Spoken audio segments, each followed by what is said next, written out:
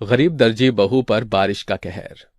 हे भगवान, लगता है लालटेन की कुप्पी का तेल खत्म हो गया है, तभी लालटेन धीमा जल रहा है। बस जल्दी से ये ब्लाउज सिल जाए।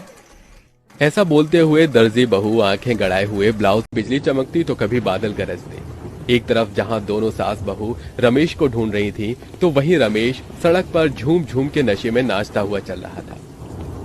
2 घूंट पिला दे, ओहो पिला दे साथ। लाश उठाकर लाकर गरीब दर्जी बहू के चौखट तक ला देते हैं, जहां अनीता को सदमा सा लग जाता है। नहीं नहीं नहीं, अजी उठो ना, तुम मुझे छोड़कर नहीं जा सकती।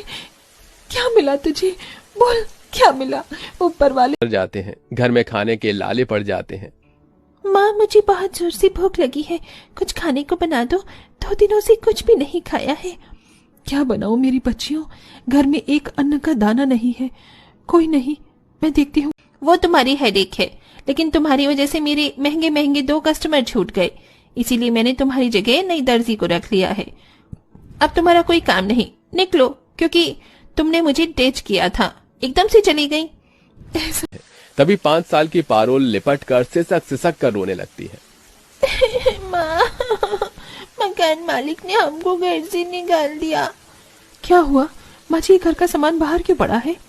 क्या बताऊं बहू, मकान। डबडबाई आंखों से सोनाली ने कहा, माँ अब हम कहाँ जाएंगे?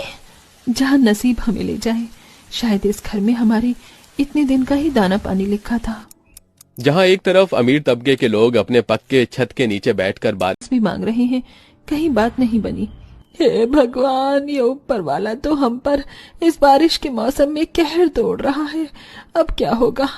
अनीता पास के कूड़ेदान में से एक तिरपाल लाती है और उसे फुटपाथ के पेड़ों के किनारे बांधकर, पक्का ना, भरोसा मत तोड़ना। अगर कल तुमने मेरा लहंगा तैयार कर दोगी तो मैं तुम्हें 50,000 रुपए दूंगी।